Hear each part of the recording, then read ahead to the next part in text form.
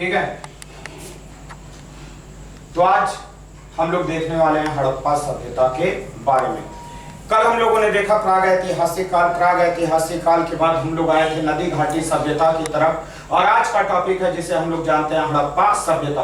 हड़प्पा सभ्यता यानी एक प्राचीन नदी घाटी सभ्यता, उसी को हम लोग हड़प्पा सभ्यता के नाम से जाना जाता है। हड़प्पा सभ्यता, सिंधु घाटी सभ्यता, मोहनजोदड़ो सभ्यता और कांस्य युगीन सभ्यता, ये सारी की सारी सभ्यताएं एक ही नाम से जानी जाती हैं और एक ही हैं। सबसे पहले हम बात करेंगे हड़प्पा सभ्यता।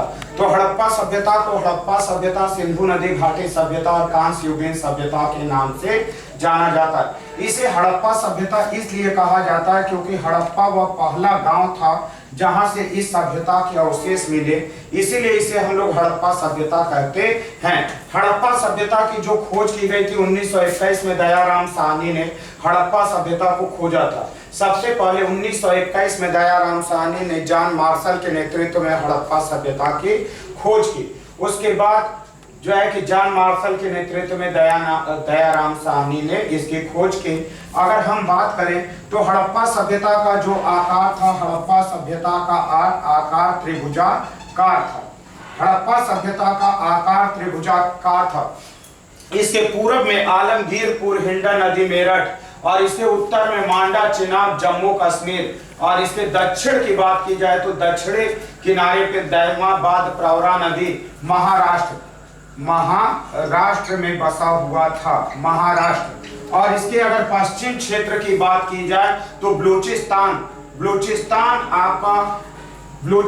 दास्त नदी, सुदका, गेंडोर, यह आपका ईरान सीमा के निकट था। यह आपका ईरान सीमा के निकट था और इसे हम लोग हड़प्पा सभ्यता या सिंधु घाटी सभ्यता के चौराहे के नाम से जाना जाता है। इसे हम लोग सिंधु घाटी सभ्यता के चौराहे के नाम से जाना जाता है। अब इसके बाद अगर बात की जाए तो अभी हम लोगों ने देखा हड़प्पा सभ्यता के बारे में कि हड़प्पा सभ्यता का जो है कि विकास किस तरीके से हुआ। हड़प्पा सभ्यता जो है कि पूर्व में अगर बात की जाए तो हड़प्पा सभ्यता पूर्व में आलमगीरपुर, हिंडा नदी, मेरठ और मांडा, उत्तर में बात किया जाए तो मांडा, चिनाब, जम्मू कश्मीर तक फैली हुई थी, और दक्षिण में बात किया जाए तो दैमाबाद, प्रवरा नदी, महाराष्ट्र, दैमाबाद, प्रवरा नदी, महाराष्ट्र। और अगर पश्चिम में बात की जाए तो बलूचिस्तान जो अफगानिस्तान के पास है, दास्त नदी, सुदका, गेंडोर, और इसे हम लोग जो है कि ये ईरान की सीमा तक फैला हुआ था। इसे हम लोग हड़प्पा सभ्यता या सिंधु सभ्यता का चौराहा कहा जाता है। इसे सिंधु सभ्यता का चौराहा इसलिए कहा जाता है क्योंकि यहाँ दूर दूर से जो है कि जहाजें आके डेरा डाले रहती थी। हड़प्पा सभ्यता का क्षेत्रफल 12,99,600 वर्ग किलोमीटर है। एस आर राव ने बताया कि हड़प्पा सभ्यता का क्षेत्रफल जो है, हड़प्पा सभ्यता का क्षेत्रफल 12,99,600 वर्ग किलोमीटर है। कितना है? 12,99,600 वर्ग किलोमीटर है। इसके बाद हम लोग आगे बढ़ेंगे तो देखेंगे ये सभ्यता दूर दूर तक फैली हुई थी। अब अगर बात किया जाए हड़प्पा सभ्यता के विकास की तो ये हड़प्पा सभ्यता कई जगहों पे फैली हुई थी। जैसे पहले नंबर पे भारत, दूसरा पाकिस्तान और तीसरा आप देखेंगे अफगानिस्तान। सबसे पहले अगर भारत में बात की जाए तो जम्मू कश्मीर, पंजाब, हरियाणा, उत्तर प्रदेश, राजस्थान, महाराष्ट्र। जम्मू कश्मीर, पंजाब, हरियाणा, उत्तर प्रदेश, राजस्थान, महाराष्ट्र। और अगर पाकिस्तान में बात की जाए तो सिंध, पंजाब और बलूचिस्तान तक यह सभ्यता फैली हुई थी। और अफगानिस्तान की बात की जाए तो मुंडा गार्क और सुर्तगुई तक यह दूर दूर तक आपकी सभ्यता फैली हुई थी। हमारी जो हड़प्पा सभ्यता थी, हमारी हड़प्पा सभ्यता मिस्र की सभ्यता से 20 गुना ज्यादा बड़ा थी। और मिस्र और मेसोपोटामिया दोनों को अगर मिला दिया जाए तो दोनों को मिला के 12 गुना ज्यादा बड़ा थी। हड़प्पा की सभ्यता जो है कि मिस्र की सभ्यता से, हड़प्पा की सभ्यता मिस्र की सभ्यता से 20 गुना ज्यादा बड़ी थी और मेसोपोटामिया की सभ्यता से 12 गुना ज्यादा बड़ी थी। ये तो हो गया इस सभ्यता का क्षेत्रफल। अब हम देखेंगे इस सभ्यता में जो आने वाले लोग थे ये बाहर से आए थे, दूर दूर से ये लोग आए थे, क्योंकि हड़प्पा सभ्यता जो यहाँ पे बसी थी इसमें लोग दूर दूर तक आए थे। इसका एक कोड है, इसको हम लोग जानते हैं AM/PM के नाम से, अल्पाइन, मेडिटेरियन, प्रोटो ऑस्ट्रेलाइड और मंगोलाइड। इस सभ्यता में आने वाले लोग अल्पाइन, मेडिटेरियन, प्रोटो ऑस्ट्रेलाइड और मंगोलाइड, इसको हम लोगों ने याद करने के लिए इसका कोड बनाया हुआ है AM/PM। A से अल्पाइन, M से मेडिटेरियन, P से प्रोटो ऑस्ट्रेलाइड और M से मंगोलाइड के नाम से जाना जाता है। सबसे ज्यादा जो अभिलेख मिले हैं, अगर अभिलेख मिले हैं तो ये मोहनजोदड़ो से प्राप्त हुए हैं।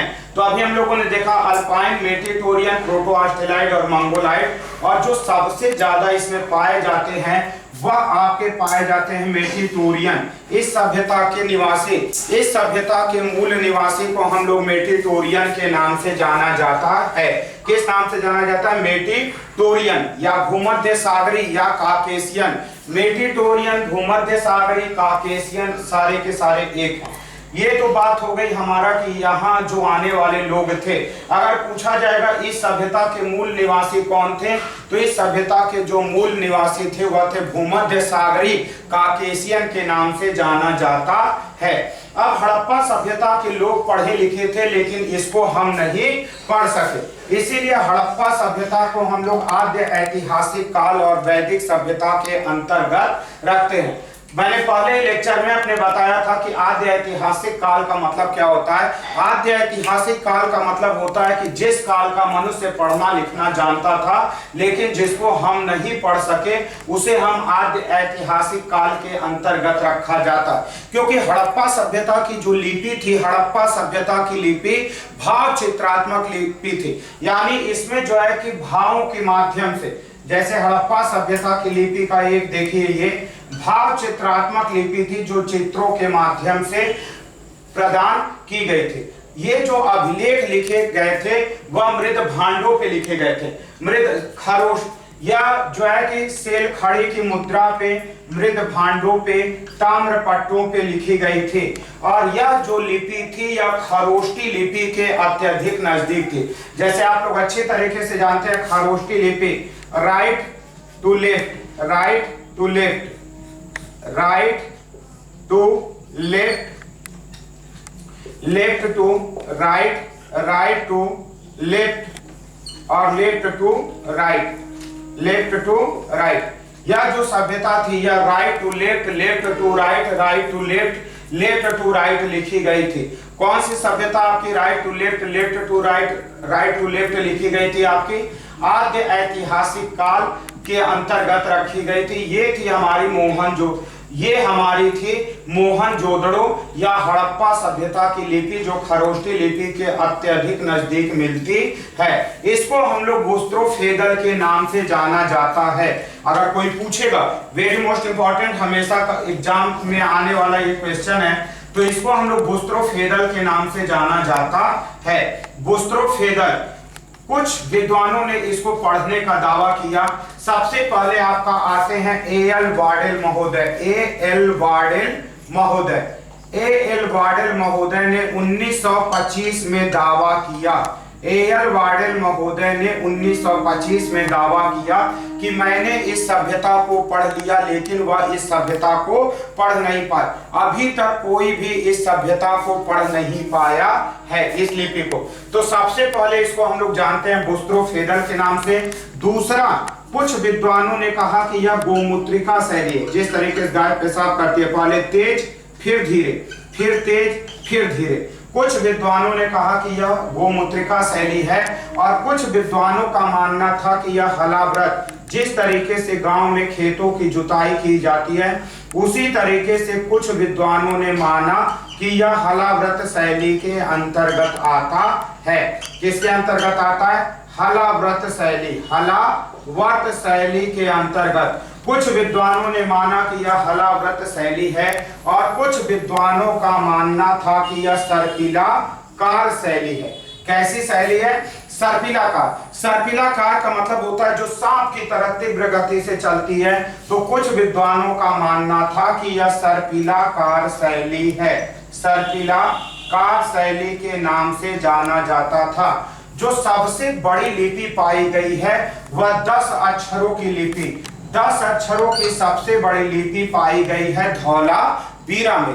धौलावीरा जो आपका गुजरात में, गुजरात के कच्छ जिले में भचाऊ तालुका के खादिर द्वीप पे मनहर और मनसर 2 नदियों के संगम पे बसा है आपका धौलावीरा।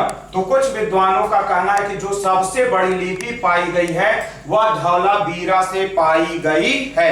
कहां से पाई गई है? धौलावीरा से। जो सबसे बड़ी लिपि पाई गई है कहां से पाई गई है? धौलावीरा से।